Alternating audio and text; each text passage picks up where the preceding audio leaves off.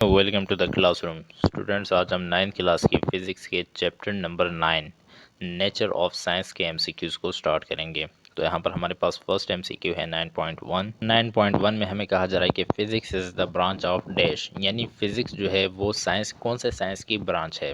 तो हमें पता है कि चूँकि फिज़िक्स है तो ये फिज़िकल साइंसेस की ब्रांच है। फिज़िकल साइंसेस की ब्रांच को हम फिज़िक्स कहते हैं। तो ये हमारे पास करेक्ट ऑप्शन है।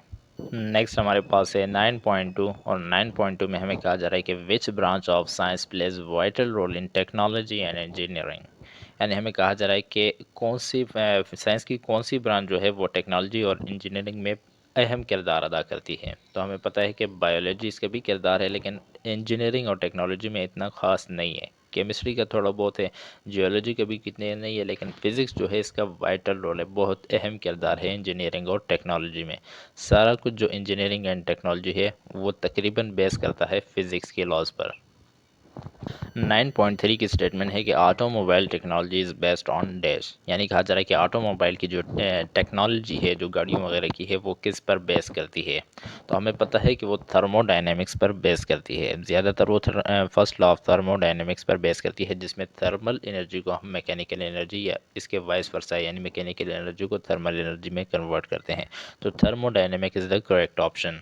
नेक्स्ट हमारे पास है 9.4 और इसमें कहा जा रहा है कि user friendly software application of smartphone uses dash, यानी कहा जा रहा है कि किसी भी स्मार्टफोन का जो एप्लीकेशन होता है वो किस से बनाया जाता है, कौन सी टेक्नोलॉजी से बनाया जाता है। तो हमें पता है ना तो लेज़र से, ना मेडिकल से और ना इलेक्ट्रॉनिक टेक्नोलॉजी से उसे बनाया जाता है, बल्कि उसे बनाया जाता है तो इंफॉर्मेशन टेक्नोलॉजी यानी आईटी से। तो ये हमारे पास करेक्ट ऑप्शन है। नेक्स्ट हमारे पास है 9.5 और इसमें कहा जा रहा है कि the working of refrigeration and air conditioning involves, यानी कहा जा रहा है कि रेफ्रिजरेशन यानी हमारे घर में जो फ्रिज पड़ा होता है या एयर कंडीशन जो लगा होता है, एसी लगा होता है, उसमें कौन सा फिनोमेना होता है, कौन से उसमें लॉज यूज़ होते हैं फिज़िक्स के, इलेक्ट्रोमैग्नेटिज्म के, मैकेनिक्स के, क्लाइमेट साइंस के या थर्मोडायनेमिक्स के।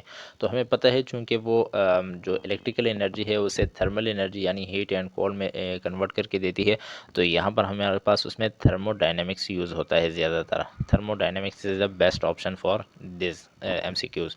तो यहाँ पर नेक्स्ट हमारे पास है 9.6। इसमें हमें कहा जा रहा है कि what is the ultimate truth of scientific method, यानी कि हमें कहा जा रहा है कि कोई भी साइंटिफिक मेथड में हम जो करते हैं उसके लास्ट में जो उसका नतीजा आता है, जो अल्टीमेट ट्रुथ होता है यानी हकीकी सच्चाई होती है, उसे हम क्या कहते हैं।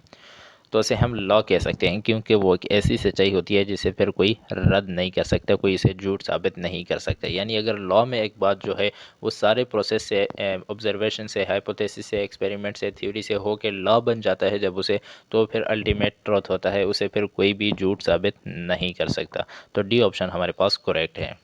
नेक्स्ट है 9.7। इसमें कहा जा रहा है कि द स्टेटमेंट, हमें एक स्टेटमेंट दी गई है। स्टेटमेंट क्या है?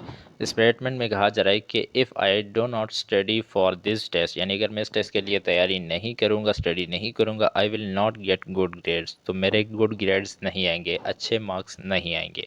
ये एक स्टेटमेंट है। अब हमसे पूछा जा रहा है कि एन एग्जाम्पल ऑफ डैश, ये स्टेटमेंट किस चीज़ की एग्जाम्पल है? ये थ्योरी की एग्जाम्पल है, ऑब्जर्वेशन की एग्जाम्पल है, प्रेडिक्शन की है या लॉ की है? तो हमें पता है थ्योरी तो ये हो नहीं सकती, ऑब्जर्वेशन भी नहीं हो सकता, तकरीबन नहीं हो सकता, बल्कि ये बेस्ट एग्जांपल है प्रेडिक्शन की, क्योंकि इसमें हम प्रेडिक्ट कर रहे हैं, पेशन गोई कर रहे हैं, यानी हम इसके साथ शराइत लगा रहे हैं। अगर मैं ये काम करूँगा तो ये काम ऐसे होगा। ये जब अगर मगर की बात आ जाती है तो ये से शराइत बोलते हैं, ये प्रेडिक्शन है। जब कंडीशंस अप्लाई होती हैं तो उसके उस सूरत में हम कह सकते हैं कि हमारे पास प्रेडिक्शन है। तो ये हमारे पास करेक्ट ऑप्शन है।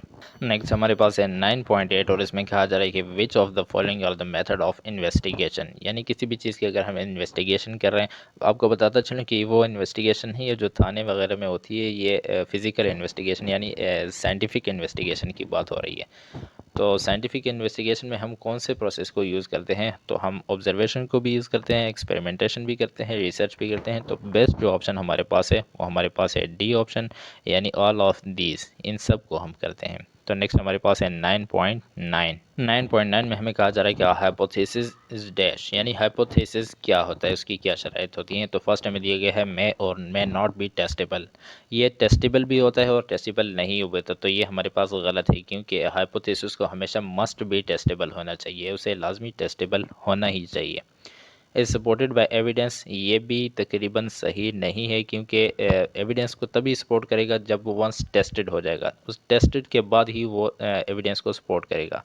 तो इसके साथ अगर वंस टेस्टेड आ जाए तो ये करेक्ट हो सकता है, लेकिन चूंकि वो कंडीशन नहीं दी गई तो ये भी नहीं है।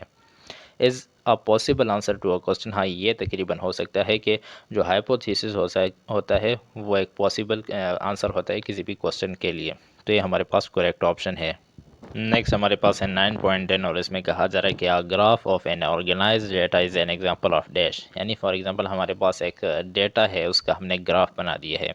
तो अब ये किस चीज़ की एग्जांपल है? तो हमें पता है कि कलेक्टिंग डेटा नहीं हो सकता, क्योंकि हमने डेटा कलेक्ट करके उसका ग्राफ बना दिया है। फॉर्मिंग हाइपोथेसिस भी नहीं हो सकता, आस्किंग क्वेश्चन भी नहीं, उसके लिए भी नहीं, बल्कि ये होता है एनालाइजिंग डेटा के लिए। तो हमारे पास डी जो ऑप्शन है ये करेक्ट ऑप्शन है। नेक्स्ट एंड लास्ट हमारे पास है 9.11, इसमें हमसे पूछा जा रहा है कि the colour of a door is brown, it is an example of dash, यानी कहा जा रहा है कि एक दरवाज़ा है, उसका कलर जो है वो ब्राउन है। तो ये किस चीज़ की एग्जांपल है? ऑब्जर्वेशन हो सकती है, हाइपोथेसिस हो सकता है, प्रेडिक्शन या लॉ। तो हमें पता है कि इसका ताल्लुक जो है वो देखने से है, तो और जिस चीज़ का ताल्लुक देखने से, ऑब्जर्व करने से, वो किसी भी पांचों हिस्सों में से किसी एक हिस्स को यूज़ करते हुए से हम ऑब्जर्व करें तो वो होती है ऑब्जर्वेशन। तो हमारे पास ए जो ऑप्शन होती है ये करेक्ट ऑप्शन है।